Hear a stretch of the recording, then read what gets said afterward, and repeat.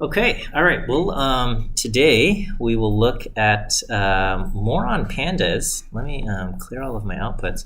And uh, so we're going to look at the indexing in pandas. Okay, and pandas, kind of all of the work in pandas is powered by I don't know about all of the work, but a lot of pandas is powered by its index.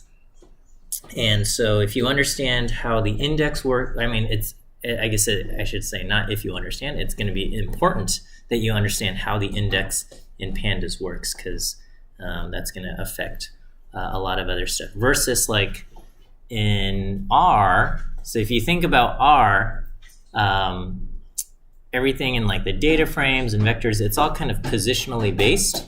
So, things in the first position, second position, things like that. That's kind of how stuff in R works. Whereas in pandas, everything kind of runs off of the index. So let's go ahead and take a look. Load up our libraries NumPy and pandas the usual way. NumPy is NP, pandas is PD. And I'm going to have two series here. Okay. And what I want you to note is that in original one, okay, the values are in order from least to greatest: 1.4, 2.3, 3.3, 3.1, 4.2. Okay, and I have an index DCAB.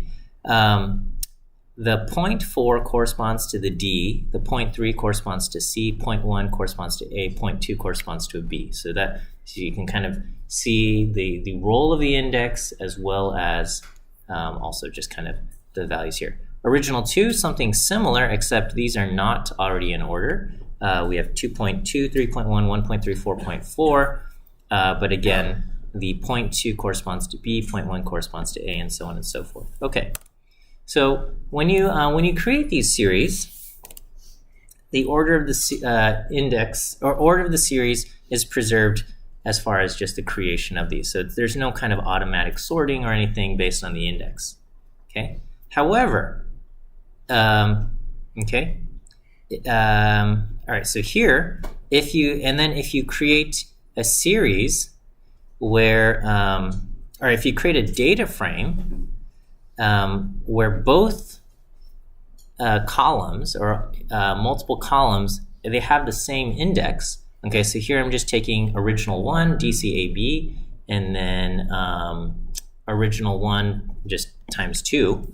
Okay, this will create a data frame with DCAB. So there's no reordering there. If the series that you're joining together are in the same order, it creates that. Okay, now here is the other series, which has a different order, BACD. Okay, now if I try to create a data frame using series 1 and series 2, okay, then because these are in different orders, then what pandas will do is it will sort them. It will sort them both in alphabetical order, and we're just going to get A, B, C, D. So it doesn't favor series 1 over series 2 or anything like that. It just says, okay, I've got these two things. They're coming in different orders.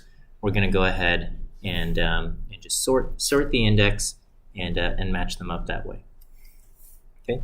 If you ask what is the index of one of these series, you get back. It says it's an index object. It's kind of like a tuple. And so similarly, you can take a series. You can also slice it. Okay. And so here I'm going to slice from D through A. So it's going to pull D, C, and A because I'm slicing by name, not by position. Okay, so it's going to pull D, C, and A because the original index was DCAB. When we take a look at what this data frame is, though, this data frame is ABCD because it sorted the index. Okay, and then so here if I say slice from A through C, it's going to just kind of pull those three rows A, B, and C. All right, so I think that's straightforward and understandable. Let me also just pull up my phone here so I can look up appropriate. Okay. All right. what you can do, so here's the series, original 2, B, A, C, D. You can sort this series, okay, by index, right? So you can take original 2, whoops, okay, sort by index, and it will sort the index A, B, C, D, no problem. You can also sort by values, and so it will take the values, and so these aren't in order from least to greatest or anything like that, but if you do sort values, now you get 1, 1.3, 2.2, 3.1. So it is now sorted the series by the values themselves. Okay. Here's our data frame. This is the index is already in order A, B, C, D, and you can say sort values. Here you can take the data frame and sort the values, and you can specify kind of which column. So you can say sort values by X, and there's also an optional argument, ascending equals false. The default is to sort them in ascending order. You can say I want them in descending order, and now basically column X now goes 4, 3, 2, 1. And obviously you can modify as necessary. The index for a pandas series or a data frame is an immutable object. It cannot be modified. You cannot just say, I want to change the first item in the index to just be a different value, okay? But what you can do is you can change the index just by kind of replacing it. So you can just say, hey, here's a new thing that I want to use for the index, and you can replace the original index. Just be careful when you do that, because the index is very, very important in terms of how everything in a series runs or a data frame runs. And so if you replace it, it's a fairly drastic change. So a lot of times that is exactly what you want to do, but just always keep it in mind what's happening here. So the original one. Okay, remember the original index for original one was DCAB, okay? DCAB, but what I can do is I can just replace the index to range 4. And so now range 1, the DCAB is now 0, 1, 2, 3, the index there. Okay, and so when I specified range.index is a range 4, Pandas automatically says, okay, I'm going to create a range index object, which is very similar to a range object, but also kind of has the properties of an index, which slightly different. Okay, and as such, okay, now that you have a range index, or the index is 0, 1, 2, 3, we could subset and ask for elements from here using not position, but just saying give me the value corresponding to index 1, okay, which is going to be the 2.3. The dot loc is also going to return 2.3, same behavior as this, okay, and then dot iloc will also return 2.3 because iloc always is a 0 index based. It's a position based on a 0 index. And so all of these things behave the same way because the iloc behaves like a 0, 1, 2, 3 index here. Okay, what you can do here, I'm going to just completely replace the index. So instead of 0, 1, 2, 3, a range 4, I'm going to create a range 1, 5 here. So now if I ask, what is this series now? Okay, now my series has index 1, 2, 3, 4 corresponding to these values, 1, 1.4, 2.3, etc., etc. Okay, so again, here I'm just replacing the index. We're not modifying the index, we're just completely replacing it. Okay, so when we say index objects are immutable, that doesn't mean we can't replace them, but it just means you can't like go in and just start changing the elements within the index itself. Okay, so here, if I ask what is original 1, or what is square bracket 1 here, what am I going to get back? I would get back the 1.4, right? Because that's the value corresponding to index 1. Okay, same thing with .loc. .loc is going to return 1.4, the value corresponding to index 1. iloc is going to always start off with a 0-based index. So iloc is going to give us basically position 2 when we ask for square bracket 1, because it starts off at 0. 0 is the 1.4. Position 1, index position 1 is going to be 2.3. Okay, so just make sure we understand the difference between .loc and .iloc, and it is different when you don't have a 0-based index here. Okay, if I ask, hey, what is square bracket A? Okay, square bracket A is going to throw back an error because there's no index A as far as this series goes, right? So I just there used to be an A. It was DCAB was the original index, but I completely replaced it, so that thing is gone. So there's no position A. So if I want to, I could go back and I can replace the index. Currently our index is 1, 2, 3, 4, and I can replace it with, say, ABCD, all right? And if I do that, then now I have ABCD, and I could say, what is index, what is the value corresponding to index A? And we get 1.4, okay? Now, again, replacing the index is a bit of a dangerous thing to do. You can do it. Python's not going to stop you. And sometimes it's exactly what you want to do, but it can also be not what you want to do, and in that way it is kind of dangerous, because remember the original index that we had was DCAB, where we said D corresponded to 0.4 and C corresponded to 0.3 and so on and so forth. And here I just come in and I say, oh, the index used to be DCAB, but now we're going to replace it with ABCD, and pandas, Python, nothing complains. It says, okay, that is allowed. But it's basically like, if somebody just comes along and says, okay, this is the name you were growing up with, but we're just changing your name, right? It's coming into your family and just changing the names of everybody, the children in the family, which, could be upsetting. So just make sure that that's what you want to do. So now if this is my series and my index values are ABCD, and I say, okay, what is original one index position or index 0, not index position 0, but index 0, this is allowed, okay? Because here our index is strings A, B, C, D. So when you say, hey, what is square bracket 0, okay? This will say, all right, then it will figure out like, okay, now you're asking for position 0. Let me just kind of insert a couple other things. If I do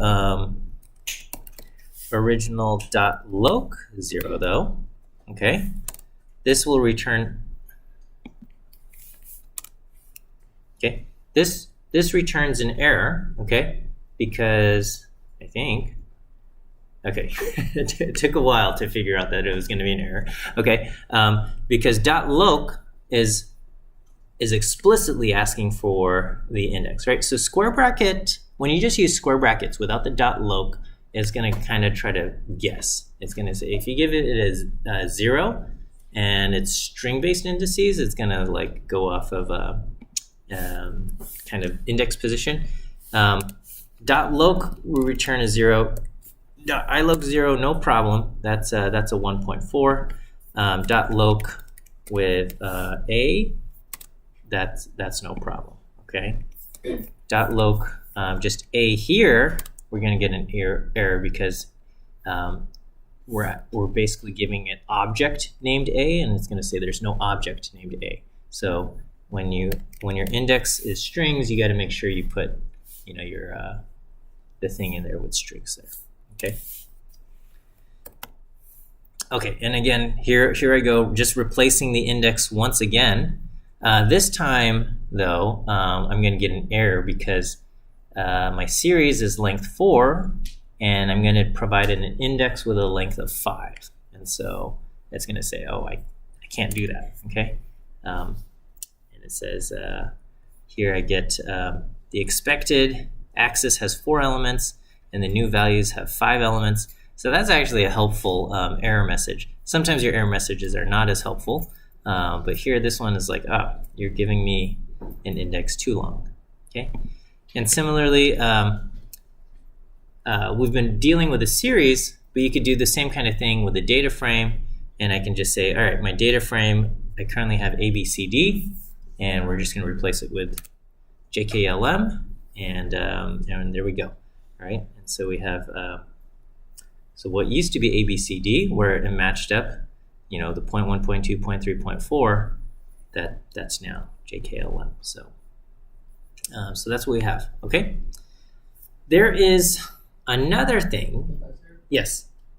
I have a question. If, when you back at when we did original 1 bracket 0, so say there was an index that was actually 0 at this point, okay. and say it wasn't the first one, so say it was like the 30th. Yeah. So then it would give you the 30th. So it prioritized to like actual index values. Here, we can do this, right? I don't even know. Am I allowed to mix? Okay. Let me try this. I'm going to try mixing A, B, 0, and D. I think, okay, so we have this. All right, so we get A, we get 1.4. This should give me the 3.1. Yeah. Okay. So it's kind of the same as like loc.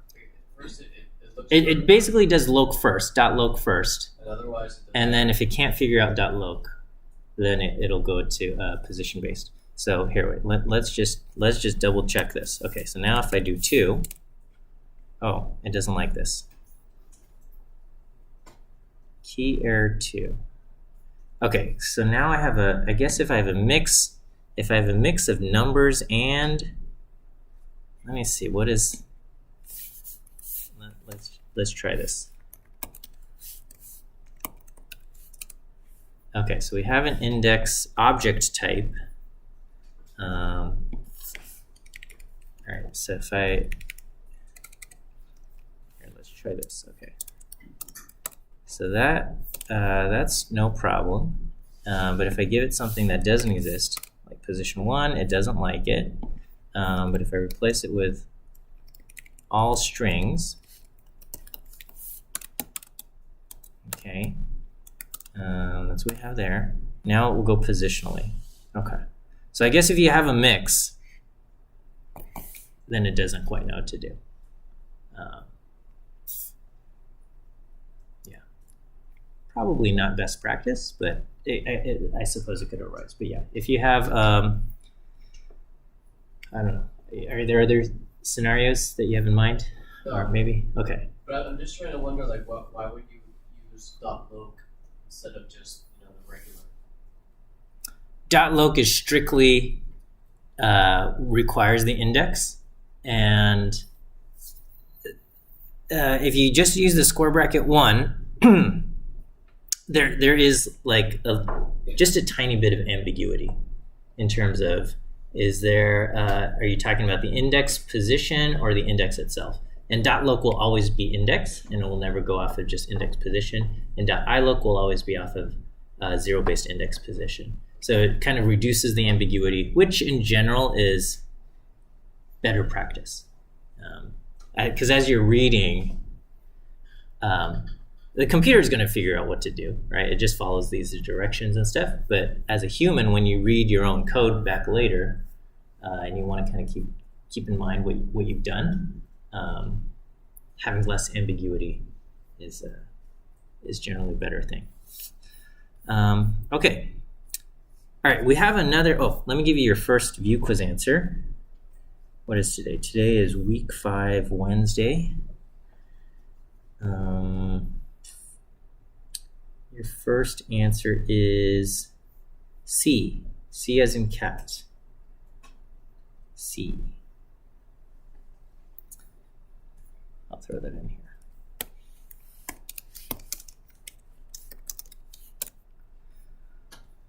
Okay, there is another thing you can do with pandas indexes, and it's called re-indexing, okay? Re-indexing is not the same thing as just replacing the index, all right? So far we've seen examples where I just created a new index object and I just replaced the old index object, right? And which is fine. Sometimes we just want to take, we have an index and we just wanted to replace it with something else, okay? A re-indexing takes kind of a currently existing pandas object, okay? And then it creates a new pandas object, kind of taking those values but conforming it to this new specified index that you've specified. All right, so it feels weird. Let's just do examples. I think it'll make more sense with examples. So again, here's my. Why do I have suddenly an echo here? All right. Here's my original series, DCAB. Again, this is already in order 1, 2, 3, 4, and then I got DCAB 0.4, 0.3, 0.1, 0.2. All right, here is a new object, okay? I'm going to create a new object by taking this original object with index DCAB, and I'm going to re-index. I'm going to take these values and I'm going to conform them to this new index that has A, B, C, D, E. And so when I do this, the new index, or this new object that I've created, takes the values from original and basically arranges them to conform to this new index of A, B, C, D. So I get 3.1, 4.2, 0.3, 0.4 to go with the A, B, C, D. And then here I said I want it to go with E, okay? And we don't have a value corresponding to E, and so it just fills in with a nan, okay? Does that kind of make sense, what just happened here? So we took this old object, I said, take this thing, and you got these index things, and I want to kind of conform it to this kind of new thing that has this index, okay? Yeah. If your original series is strings or something that's not a float, would it still replace it with a nan, or the fill value with a nan? Yeah. It'll you'll get an object type. So if the values are strings, so pandas allows for missing values, and so if you have strings, pandas calls this object type, and object type will put in nans for missing values. Okay, if you don't want nans as the missing value though, you can specify a fill value here. So here I'm going to take the original, which has DCAB. We're going to conform it to ABCDE. The fill value here will be 0. Okay, so we have that. Okay, here I'm going to create a new object. Okay, the index values are 0, 3, and 6, and the series has the values blue, purple, and yellow. Okay. All right, so here's an example where I'm going to re-index it, conform it to a new index. I don't have anything, so it's going to fill in the nans, even though our values are strings, right? So here we're going to re-index this to basically the new object will have a range index 9, 0 through 8, and then it basically just fills in, the 0 is blue, purple, 3 gets purple, and 6 gets yellow, but everything else is missing. We get nans there.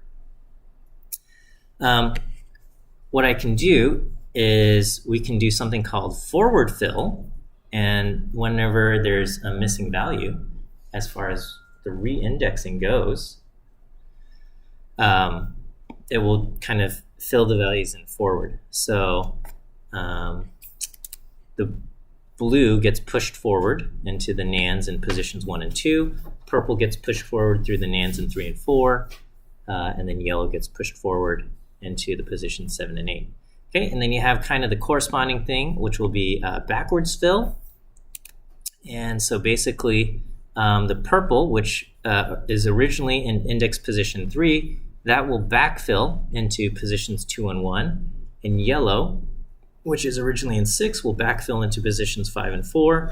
And then we don't have anything to backfill into positions 8 and 7, so those will remain nan. Okay, so that will be method backfill. And then I think I can also specify, say, fill value here. Fill value, okay, fill underscore value.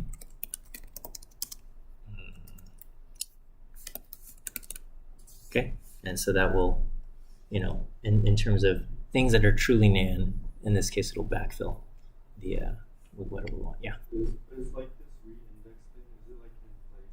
So like it'll restore it as object 3, or do you have to like reassign it? It's not in place. It's not in place. So yeah, you'd have to, if you wanted to store it, you'd have to store it again. So like if I ask what is object 3, it's still just the original thing that I specified. So it's not in place. It creates a new object entirely. And if you want to use it, you got to store it somewhere.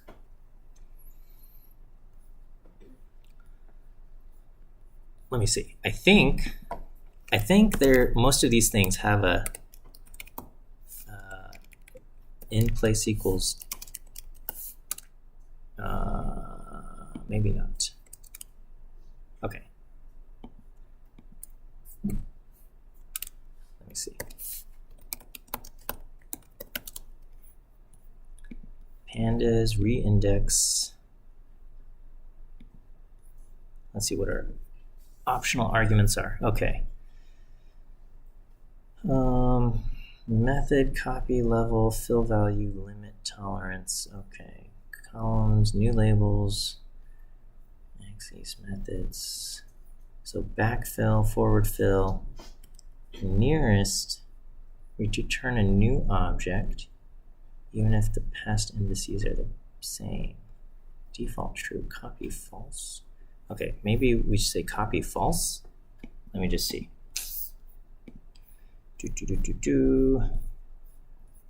So if I say copy equals false, does that do anything? Okay. Actually, I don't know what copy does. All right, so I guess I don't know if there's a way to do it in place. You just save it back over itself, probably. Yeah. What's the use of this? Of the re-indexing things? Here, I've got some examples. Okay, so it's very helpful in like if your index is like a time series. Okay, so here, let me just show you. So one of the things you can do in Pandas is you can create a date index, date range.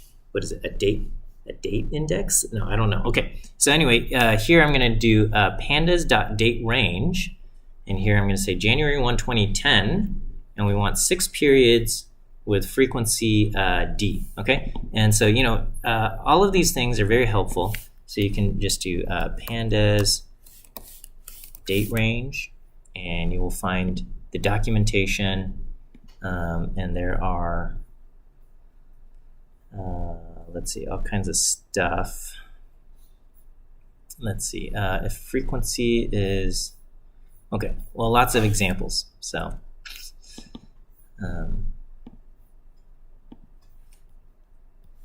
anyway, date index here, I specified a date range.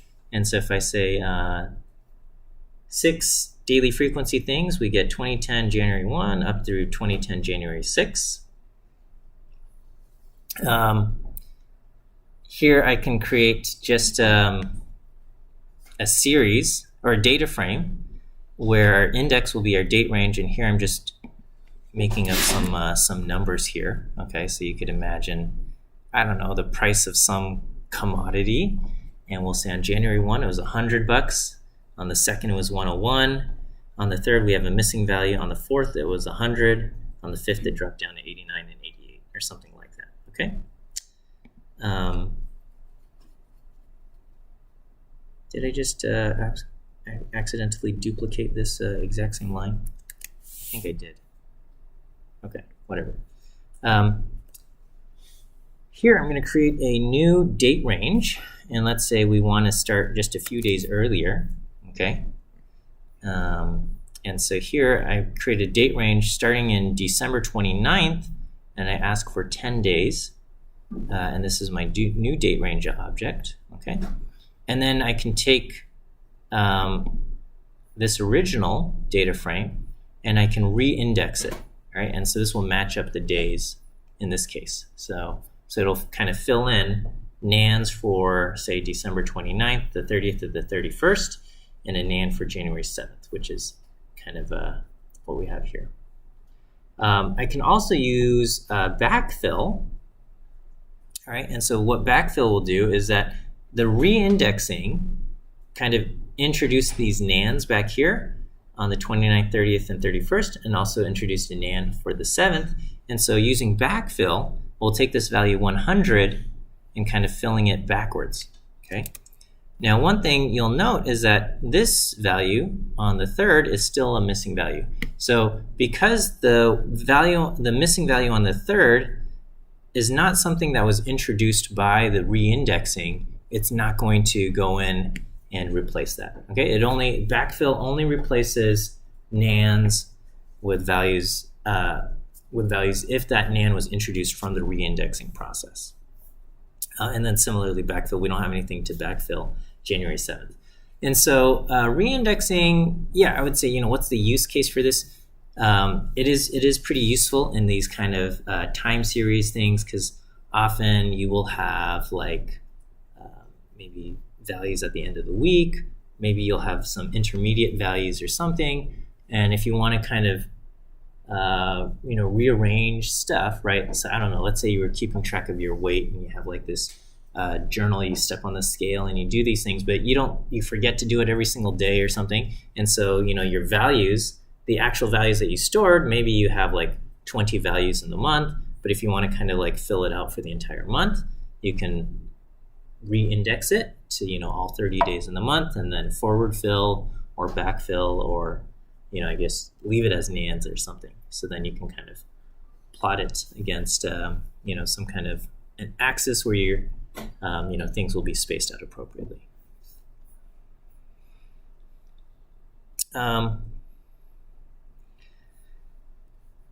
If re-index to some degree actually behaves a lot like dot location, especially if there's kind of like no missing values to fill in.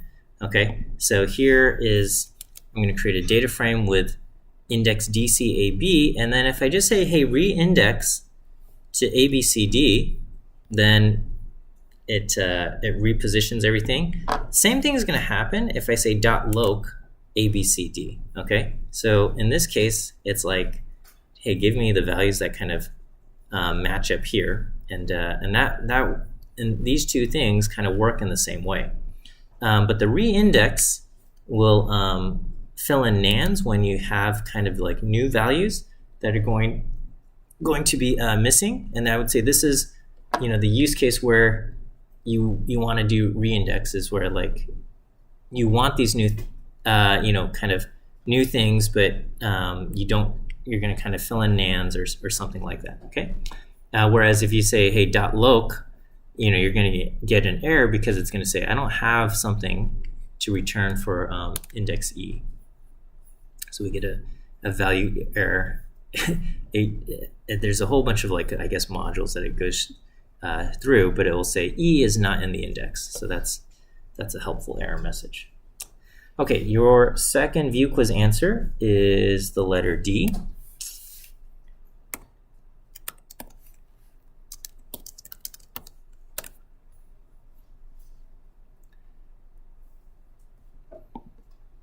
All right, so here's a data frame. We're going to have row index XYZ, columns, names ABCD, and you can just drop certain rows by doing dataframe.drop, and we'll say drop X and Z. If you want to drop columns, you can also do that, but here you're going to specify axis 1, okay? So the default is axis 0 being the rows, axis 1 being the columns. So here we're going to say, hey, drop columns B and C. The dot drop returns a new thing. It's not going to be done in place, but there is the argument, optional argument for in place equals true, and then that will drop your columns or drop your rows in place without kind of returning a new thing.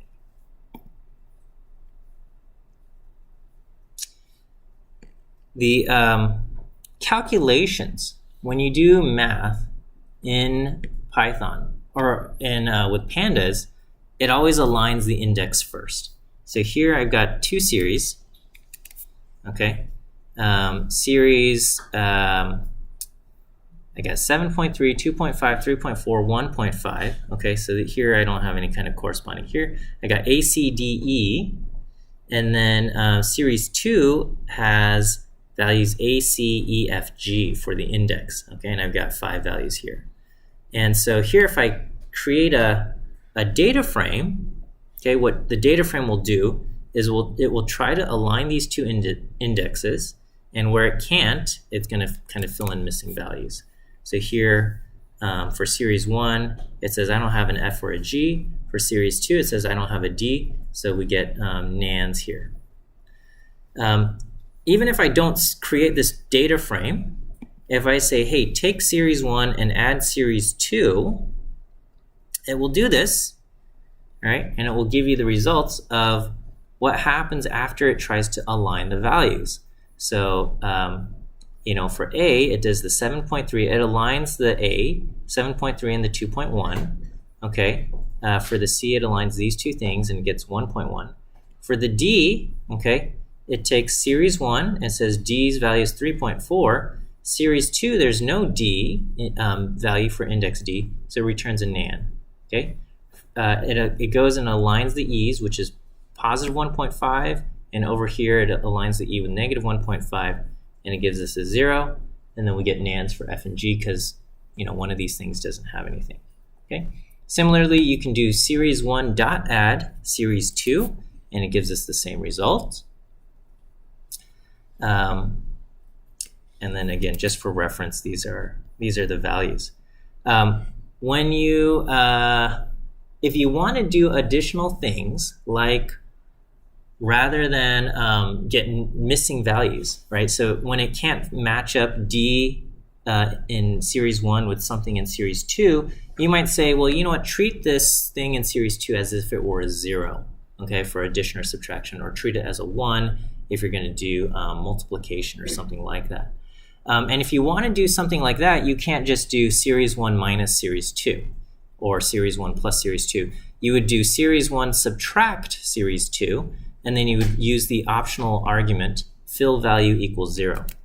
And so in this case, we will get basically anytime there's a nan, it's going to fill it in with a 0. So it'll do 7.3 minus negative 2.1 gives me 9.4. The 3.4 minus 0 will give me a 3.4 for D.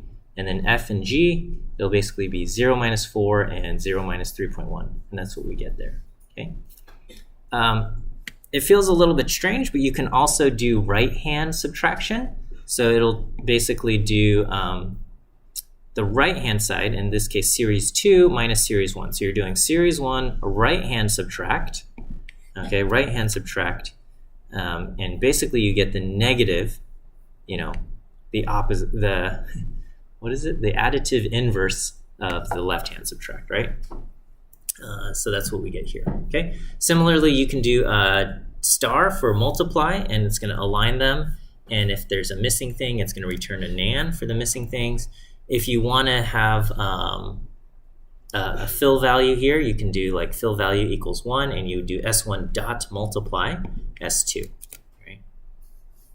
And you would get that. And I think there's a dot divide and a dot R divide because the order of that matters. Let me just check. Make sure I'm not lying to you. Yeah, so we got dot divide, dot R. Oh, no, there is no R divide. Okay, never mind.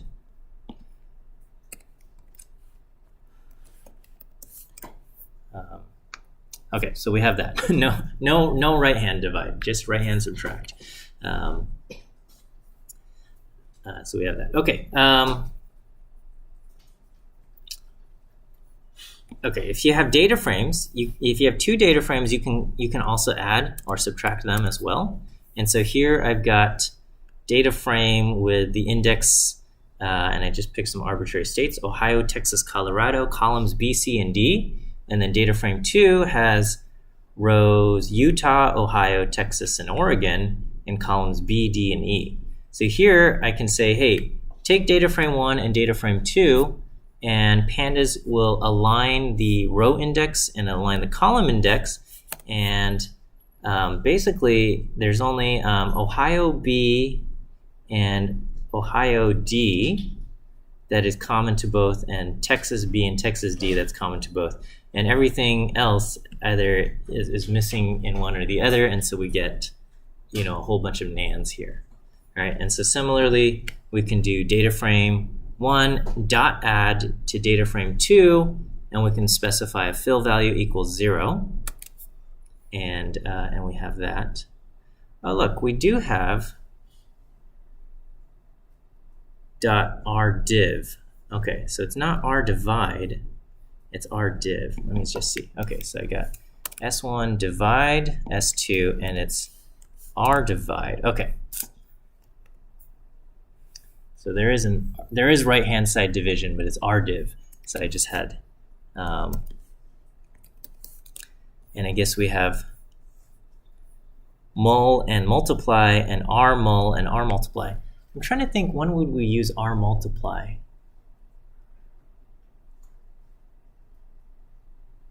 I can't think. I don't know. Right-hand side add?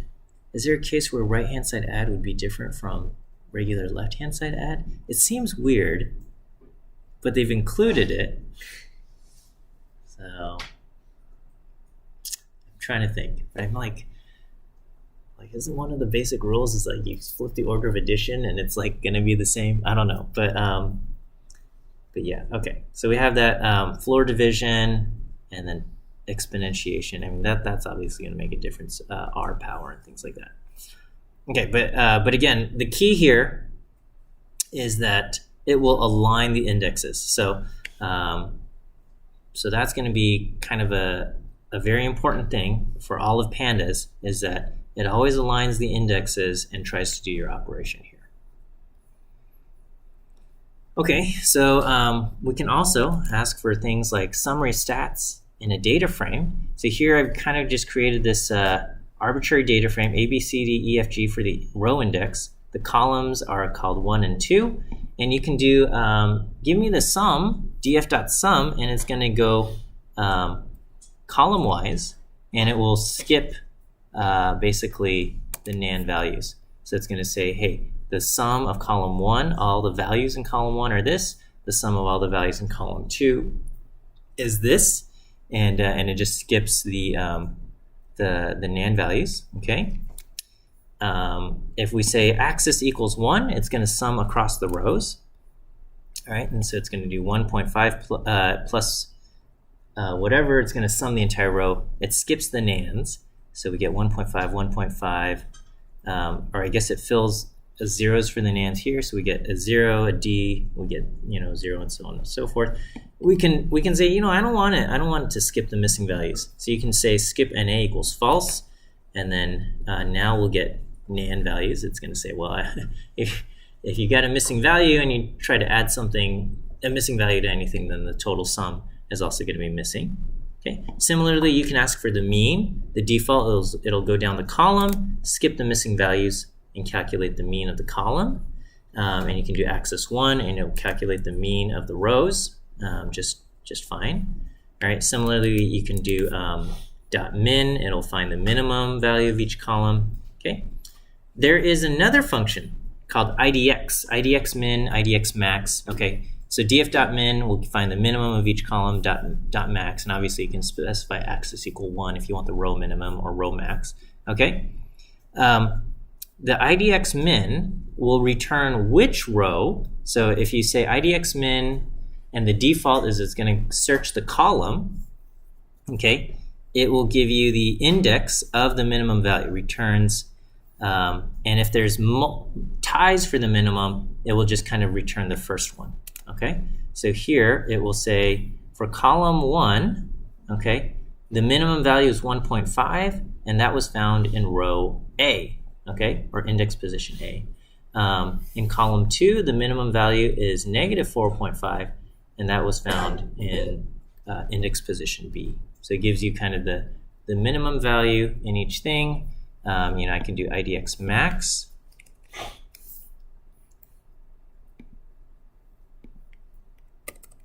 As well, and it will say the maximum value is 6.0, and that's in row B.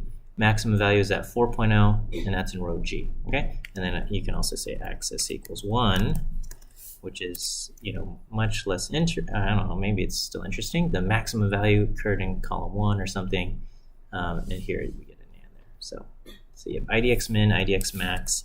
It'll give you the corresponding index of the minimum value in that column.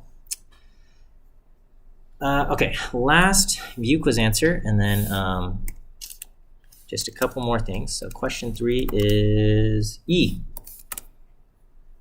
All right, so these are the other kind of stats available for data frames. You can get the counts or the quantiles, sum, mean, median, mean absolute deviation, which is like an alternative to the standard deviation, product and variance as well. Okay, we can also ask for unique values. So I could say, all right, take column 1. So we're going to use dot notation. So we're going to do data frame dot 1, meaning referring to column 1 and data frame 1. Give me the unique values in column 1, and it appears they show up in the order they appear: 1.5, 6.0, nan, and 4. Okay, we can say what are the unique values in 2, and we got nan, negative 4.5, negative 1.5, 0, and 4. We can ask if we try to ask for unique for an entire data frame, it doesn't like that. Okay, you can ask for the number of unique. A number of non-missing unique values, and it's going to say, okay, so basically it's the same as like df.1.unique, and then how many are non-missing. So here we have 3 unique values that are non-missing. We can do value counts, and this will get back a little series of how many times each of these values appear, right? And it just does it for the non-missing ones. So this is kind of like a very kind of handy little function, because it basically will give you like a tally of how many times each value appears. So it's kind of like a quick way to just get like a frequency table if you have like a column of values and stuff like that. And then you can ask is in, okay? And so you can just say, hey, is it one of these values? And that will return a bunch of true and false values, right? So is the value in 1, is it either 1.5 or 4.0 or something like that? This would be the same thing as doing df.1 equals 1.5 or df.1 equals 4.0. This will kind of give you the same results, but the is in operator is I would say is preferred as far as doing these kinds of Boolean operations, which works, but as far as reading, generally, like once you know that this function is in exists, it'll be easier to kind of read and interpret. Okay, and then once you have if you have a vector, or not a vector, I guess if you have a series of Boolean values, true, false, you can kind of filter on that using kind of like .loc. So you can do .loc, and then you give it your Boolean series, comma, space, and it will give you basically the rows that correspond to that. Okay, all right, we're out of time here. You can kind of look at these, filtering out missing values. You can drop your missing values, drop NAs. That's going to return anything that's not complete. You can also say drop NA all. It'll only drop the rows that are completely missing, which was C, which had both missings and things like that. Okay, and then you can create a Boolean series about like not null, not missing here. So this is a little bit funny. It's not null, but it should have been like not nan, but that's just a misnaming there. Okay, and then you can also fill in the missing values, and then there's a few like duplicated operations as well. But I'll let you guys explore those things on your own time. But we'll go ahead and wrap it up here. Have a great rest of your day, and we'll see you on Friday.